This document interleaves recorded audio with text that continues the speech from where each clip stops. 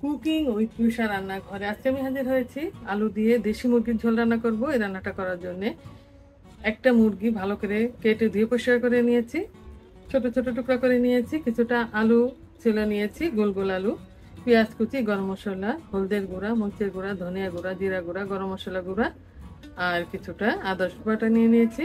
তাহলে রান্নাটা আমি শুরু করছি।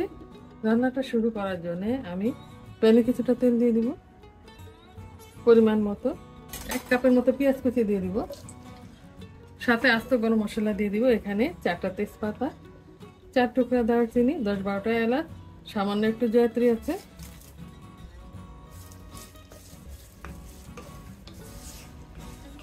পেঁয়াজগুলোকে হালকা বাদামি করে আমি ভেজে নেব, লাল করব না। চুলার আঁচটা মিডিয়ামে রেখে 3 মিনিটের মতো পেঁয়াজগুলোকে আমি ভেজে নিয়েছি। এবার মশলা কষানোর জন্য সামান্য পরিমাণ পানি দিয়ে দিব। 1 কাপের মতো পানি দিয়ে দিয়েছি। পরিমাণ মতো লবণ দিয়ে দিব। এখানে 2.5 টেবিল চামচের মতো আদা রসুন বাটা আছে, দিয়ে দিলাম। 2 টেবিল চামচ, 1 চামচের হাফ। এখানে আছে 1 চা চামচ হলদের গুঁড়া, 1 টেবিল চামচ ধনিয়া গুঁড়া, 1 টেবিল চামচ মরিচের গুঁড়া, 1 টেবিল চামচ জিরা গুঁড়া আর 1 চা চামচ পরিমাণ গরম মশলা গুঁড়া দিয়ে দিলাম। এবার একটু সময় নিয়ে আমি মশলা কষিয়ে নেব।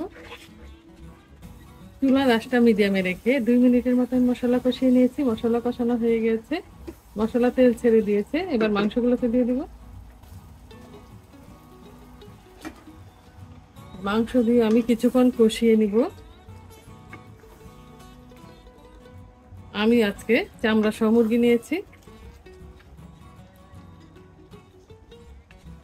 এবার ঢাকনা দিয়ে দিব।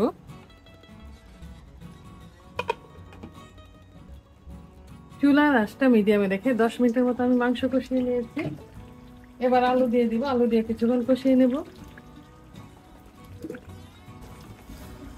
এবার ঢাকনা দিয়ে দিব। আলু দেওয়ার পর আমি আরো 5 মিনিটের মতো কষিয়ে নিয়েছি। এবার পরিমাণ মতো ঝোল দিয়ে দেব, পর্যাপ্ত পরিমাণে, মাংস আর আলু সেদ্ধ হওয়ার জন্য। আর তরকারিটা আমি একটু ঝোল ঝোলই রাখবো, তাই ঝোলের পরিমাণটা একটু বেশি দেব। এবার ঢাকনা দিয়ে আমি রান্না করব সেদ্ধ হওয়া পর্যন্ত। ঝোল দেওয়ার পর আমি আরো 35 মিনিটের মতো রান্না করে নিয়েছি। মাংস সেদ্ধ হয়ে গেছে, রান্নাটা আমার পুরোপুরি কমপ্লিট। এবার চুলার আঁচটা আমি বন্ধ করে দেব। একটা সার্ভিং ডিশে নিয়ে দেখিয়ে দিচ্ছি রান্নাটা আমার কেমন হয়েছে। রান্না হয়ে গেছে দেশি মুরগির ঝাল ঝাল ঝোল। এই তরকারিটা গরম ভাত, পোলাও, খিচুড়ি সব আইটেমের সাথেই খাওয়া যাবে। অত্যন্ত মজাদার একটি রেসিপি, আপনারা চাইলে বাসায় ট্রাই করে দেখতে পারেন।